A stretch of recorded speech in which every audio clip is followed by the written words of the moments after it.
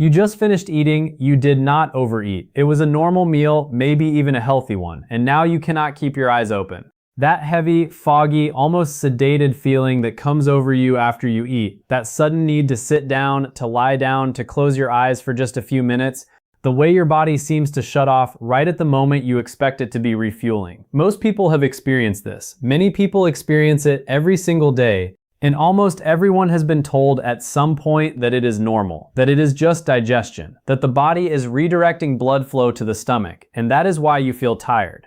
That explanation is partly true, but it is incomplete.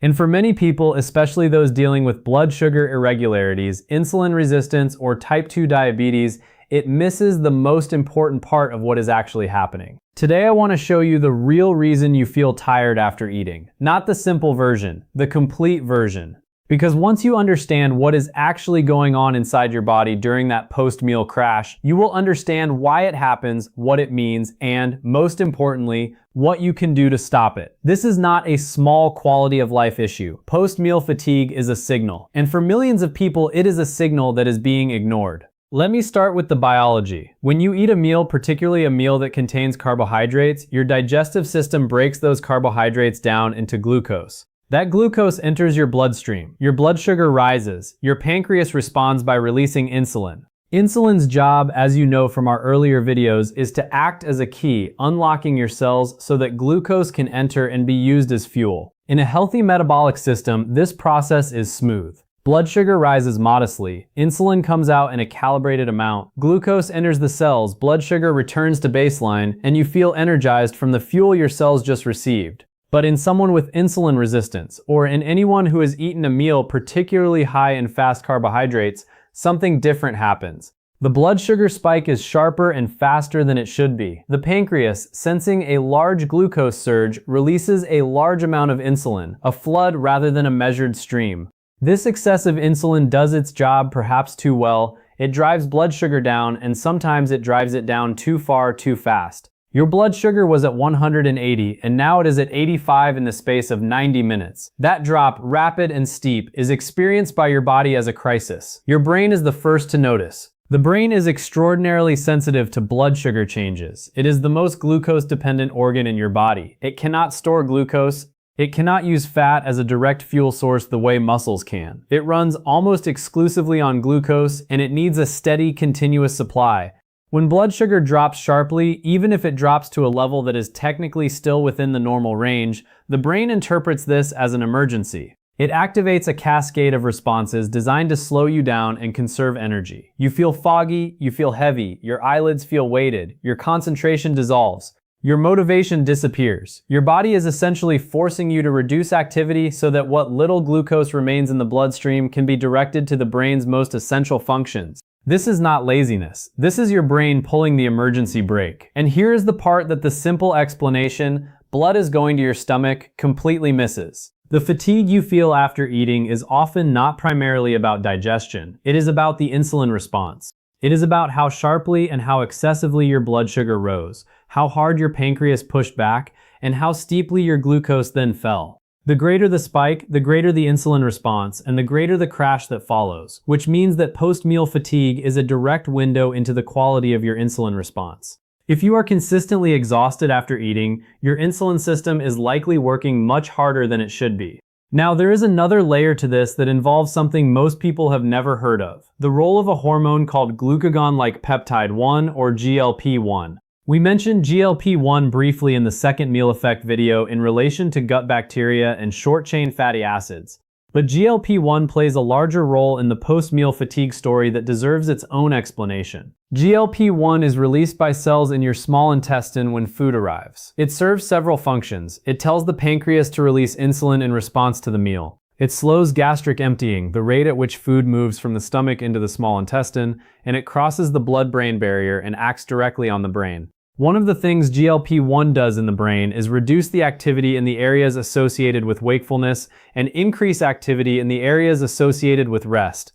Think of it as your body's built-in post-meal signal. You have been fed, energy intake is happening, reduce alertness and rest. This is part of why some degree of post-meal drowsiness is genuinely normal and evolutionarily sensible. After a meal, rest and digestion were historically the appropriate response. But in someone whose GLP-1 response is dysregulated, which happens in insulin resistance and type 2 diabetes, this signal is exaggerated. More GLP-1 is released for longer with a stronger effect on the brain. The rest signal becomes overwhelming rather than gentle. And on top of this, there is the direct effect of insulin itself on the brain. Insulin crosses the blood-brain barrier. And in the brain, high insulin levels have been shown to increase the production of serotonin and to promote the conversion of tryptophan, an amino acid, into serotonin and then into melatonin.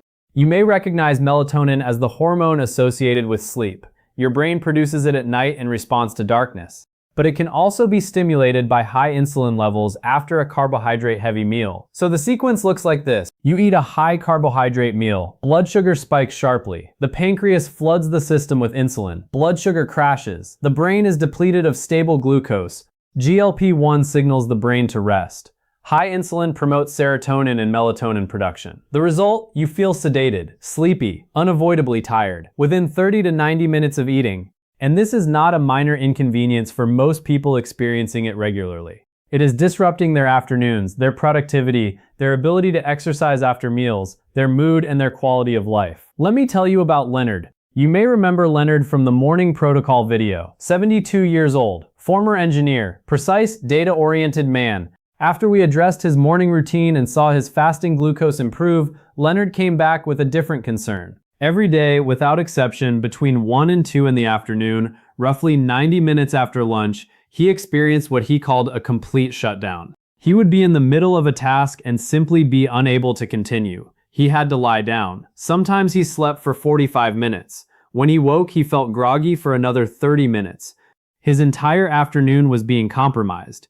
He had accepted it as an inevitable part of aging. He had mentioned it to a previous doctor who told him it was simply postprandial somnolence, the medical term for after-meal sleepiness, and was normal. But it was not simply normal. It was a metabolic signal that he had been taught to ignore. When I reviewed his food diary, his lunch was consistent. A sandwich, whole grain bread, which we now know behaves nearly like white bread, a cup of soup with crackers, sometimes a small bag of chips, a glass of apple juice that he made himself and considered healthy. The meal was delivering a significant glucose load very quickly. His blood sugar was likely spiking sharply within 30 minutes of eating. His insulin response was large and aggressive.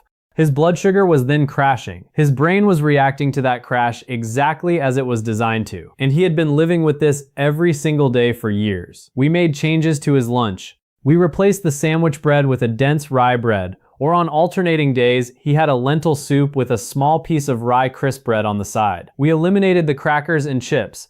We replaced the apple juice with water and a whole apple eaten slowly with his meal. We added a palm-sized portion of protein to every lunch, either a hard-boiled egg, a small portion of canned sardines, or some walnuts and cheese.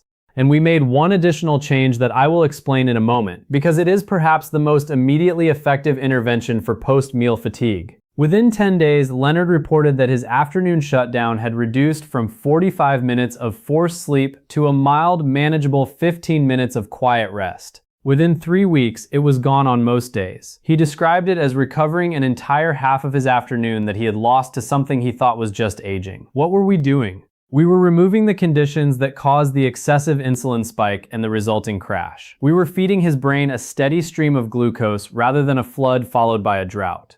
Let me now give you the full practical framework, because understanding the mechanism is only useful if you know what to do with it. There are 5 interventions that directly reduce post-meal fatigue by moderating the insulin response. The first intervention is the most fundamental. Change what triggers the spike. The size and speed of the insulin response is determined almost entirely by what you eat and how fast your body breaks it down. High glycemic, low fiber foods, white bread, rice, pasta, sugary drinks, processed snacks cause sharp rapid spikes and therefore strong insulin responses and steep crashes. Replacing them with lower glycemic, higher fiber alternatives, legumes, dense whole grains, vegetables, nuts, delivers glucose slowly and steadily. The insulin response is modest.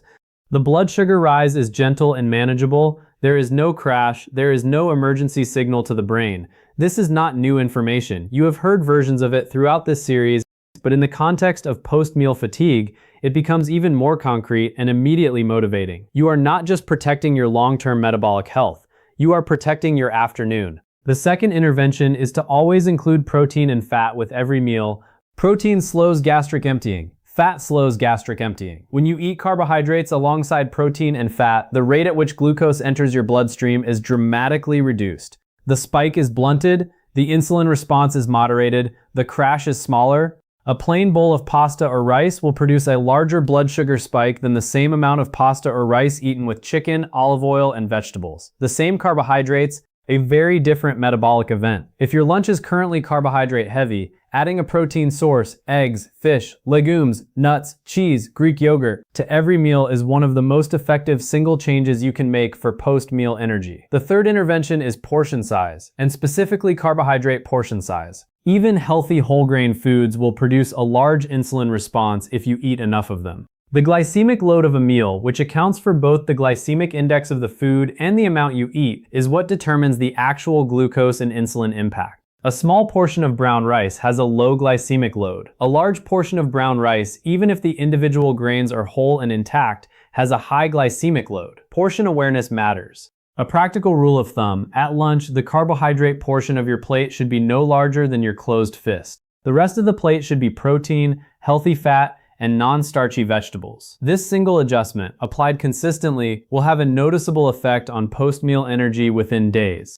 The fourth intervention is the one I mentioned in Leonard's story, and it may be the most immediately effective. Move after eating, even briefly, even gently. You've heard me recommend a 10 to 15 minute walk after dinner in the evening sugar spike video. The same principle applies after lunch, and its effect on post-meal fatigue is profound. When you move after eating, your muscles activate their GLUT4 transporters and begin absorbing glucose from the bloodstream directly, independent of insulin. This prevents blood sugar from rising as sharply, which means the insulin response is less extreme, which means the crash is smaller, which means the brain does not receive an emergency signal, which means you do not feel sedated. Studies have consistently shown that a short walk of 10 to 15 minutes after eating reduces post-meal blood sugar spikes by 20 to 30%. And subjectively, the overwhelming majority of people who try this report a dramatic reduction in post-meal fatigue almost immediately. You do not need to walk fast, you do not need to walk far. A slow, comfortable stroll around the block, a walk to the mailbox and back, walking slowly around your home or office, anything that gets the large muscles of your lower body contracting gently and continuously. If you currently feel irresistibly sleepy after lunch, try this experiment. Tomorrow, the moment you finish eating, get up and walk for 10 minutes. Do not sit down, do not look at your phone, just walk slowly. Notice how you feel 30 minutes later. For most people, the difference is immediate and noticeable. The fifth intervention is to consider the composition of your meals in terms of eating order. Research conducted at Weill Cornell Medical College found that the order in which you eat different components of a meal significantly affects the glucose and insulin response. Participants who ate vegetables and protein first, then carbohydrates at the end of the meal, had blood sugar readings that were 37% lower after the meal compared to those who ate the carbohydrates first, 37%. From eating order alone, same foods, same quantities. The reason, by the time the carbohydrates arrive in the digestive system, the stomach already contains fiber and protein from the vegetables and meat eaten first. The gastric emptying is slowed. The carbohydrates enter the small intestine gradually rather than all at once. In practice, this means eat your salad first, eat your protein next, eat your rice or bread or potato last. This is a remarkably simple adjustment that requires no change in what you eat, only in when during the meal you eat it. Start with the vegetables, move to the protein, end with the carbohydrates. Now let me bring all 5 interventions together. If you are regularly experiencing post-meal fatigue, that heavy, unavoidable tiredness after eating, here's what is happening. Your blood sugar is spiking sharply. Your insulin response is aggressive. Your blood sugar is then dropping steeply. And your brain is responding to that drop by shutting you down. It is not aging. It is not inevitable. It is a metabolic process that can be moderated with consistent practical changes.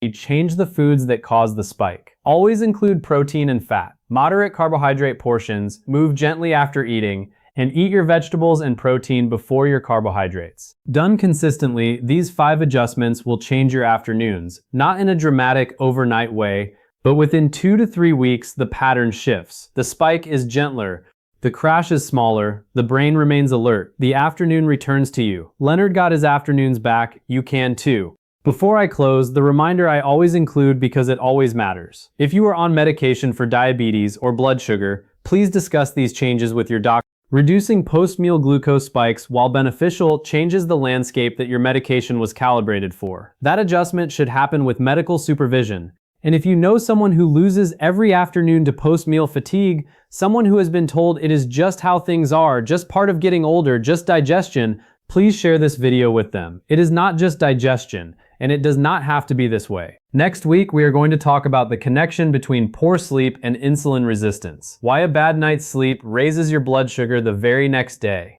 Why you wake up craving carbohydrates after poor sleep, and why that is your biology responding, not your willpower failing, and what you can do starting tonight. It is one of the most powerful and least understood connections in metabolic health. I hope you will join me for it. Subscribe, hit the bell. I will see you next week. I am Dr. Sterling. Take care of yourself today, and if you are feeling tired after your next meal, remember, it is a signal, not a sentence.